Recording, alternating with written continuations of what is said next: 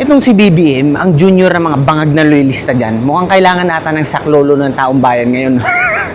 Imagine niyo sinabi nga niya dito sa statement niya na, yan nga, sinasabi niya na hindi kaya ng gobyerno na solusyonan yung mga ganyang sa usapin ng basura.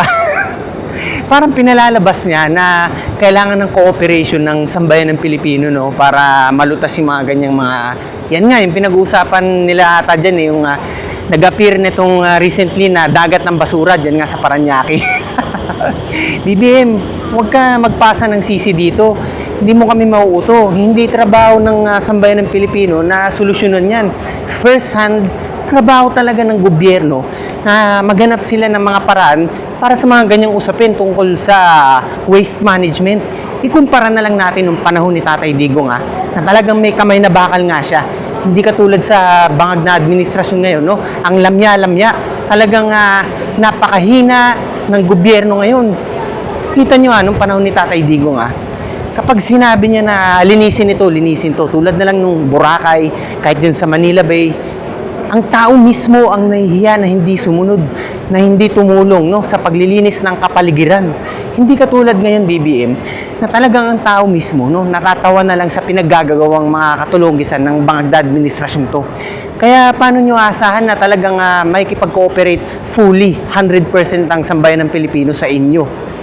Samantalang gobyerno na mismo, walang kadisiplina, Ano pang asahan nyo sa tao na talagang gaganaan silang tumulong, di ba? Sa paglilinis ng mga ganyang kalat na dapat kayo ang unang-unang naglulutas, Tapos ito pa, BBM, na balitaan namin na yan nga, balak nitong mga kongresista na ipasa sa 2027 budget, maging 10 bilyones mahigit ang confidential funds, Grabe naman. Pagkadating kay VP Sara sa OVP, ang higpit ng bangag na administrasyon to. Duda dito, duda doon, sisi dito, sisi doon, no? Ultimo mga resibong talagang pinasa ni VP Sara sa kanyang opisina, no? Pinagdududahan, bawal daw ang mga acknowledgement receipts. Samantalang 10 bilyones, ilalagay sa confidential and intel funds. Para saan yung ganyang kalaki? Meron ba tayong digmaan na papasukin?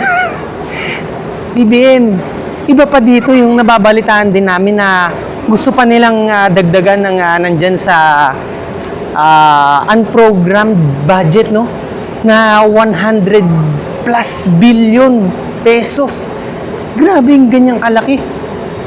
Yung unprogrammed budget na yan ang niche ng korupsyon Yan ang pinagsisimulan talaga ng mga pag-kickback ng mga walang hiyang mga buhaya, mga politiko dyan sa bangag na administrasyon yan no?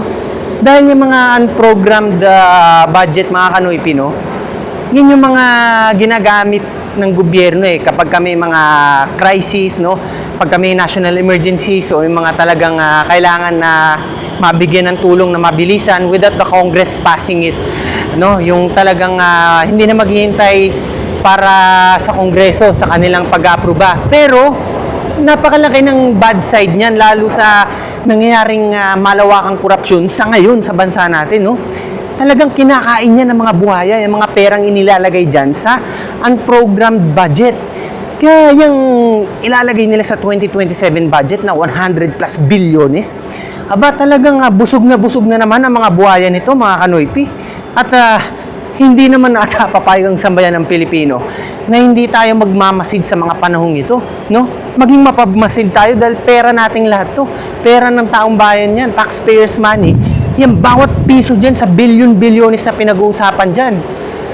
Kaya BBM, mabalik dyan sa usapin ng dagat ng basura at saka sa waste management, Narinig ko pa sa isang interview na sinasabi mo na walang sapat na pagtatapunan ng mga basura.